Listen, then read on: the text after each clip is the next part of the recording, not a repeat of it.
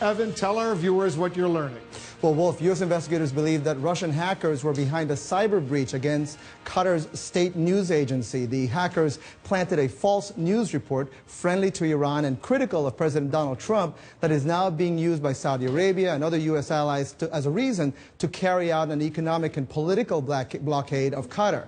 Now, U.S. and Qatari officials tell us that the FBI sent a team of investigators to Doha to help the Qatari government investigate the alleged hacking incident reported back in late May. Now, intelligence gathered by the U.S. security agencies indicates that Russian hackers were behind the intrusion. The alleged involvement of Russian hackers would add to concerns by U.S. intelligence and law enforcement agencies that Russia continues to try to use some of the same cyber hacking measures on U.S. allies that it used to meddle in the U.S. 2016 elections.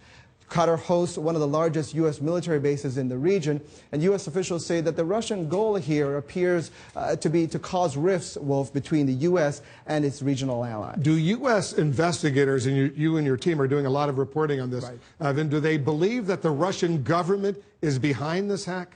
Well, it's not clear yet, Wolf, whether the U.S. has tracked the hackers in this Qatar incident to Russian criminal organizations or to the Russian security services that were blamed for the election hacks here in the United States. One official told us that based on past intelligence, quote, not much happens in that country without the blessing of the government. Now, today, President Trump tweeted criticism of Qatar that mirrors broader concerns that the Saudis and others in the region have, that they've long objected to Qatar's foreign policy. Now, in his tweet, President Trump didn't mention the hack, but he voiced support for the regional blockade of Qatar and cited Qatar's funding of terrorist groups. The Qataris have, by the way, have rejected the terror funding accusations. Both the FBI and the CIA declined to comment for the story, and the Qatari government issued a statement saying, quote, the hacking of Qatar news agency is an aggressive, coordinated crime that represents continuous escalation in the campaign against Qatar. These malicious efforts undermine Qatar's reputation, do not support the unity of the region to fight terrorism, instability,